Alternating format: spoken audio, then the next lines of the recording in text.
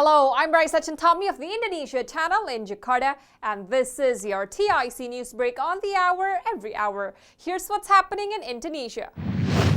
The country's Food and Drugs Agency said it may pursue criminal action against two pharmaceutical firms that made products linked to acute kidney injury amid a spike in cases and deaths among children this year. Authorities have temporarily banned sales of some syrup-based medications and identified the presence of ethylene glycol and diethylene glycol as possible factors in the deaths of 141 children. Indonesia imports most of its raw ingredients for medicines from India and China and is looking into the rise of AKI cases with the World Health Organization following a similar pattern in Gambia, which has seen at least 70 child deaths related to syrup medications. The Food and Drug Supervisory Agency recently named 3 medications that contained high levels of ethylene glycol and diethylene glycol and ordered those to be taken out of circulation.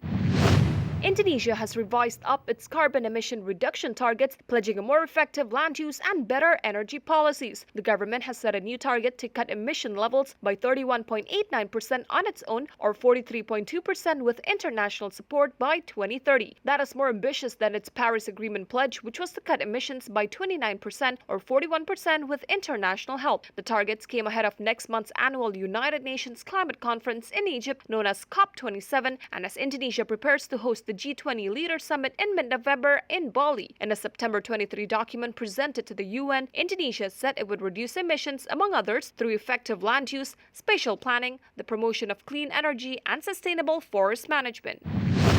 Indonesia's foreign direct investment jumped 63.6% annually to 168.9 trillion rupiah or $10.81 billion in the third quarter. Singapore led the incoming FDI with 59 trillion rupiah or $3.8 billion, followed by China, Japan, Hong Kong, and Malaysia. Meanwhile, domestic direct investment grew at a slower annual rate of 22.5% to 138.9 trillion rupiah or $8.8 billion. In the financial markets, here's how stocks and the currency closed in Jakarta and around the region.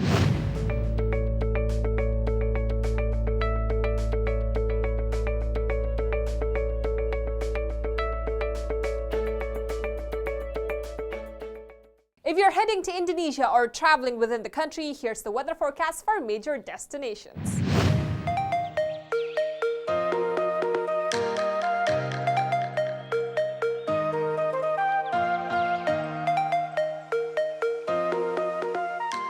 And that's what's happening in Indonesia. I'm Raisa Chantami with your TIC News Break.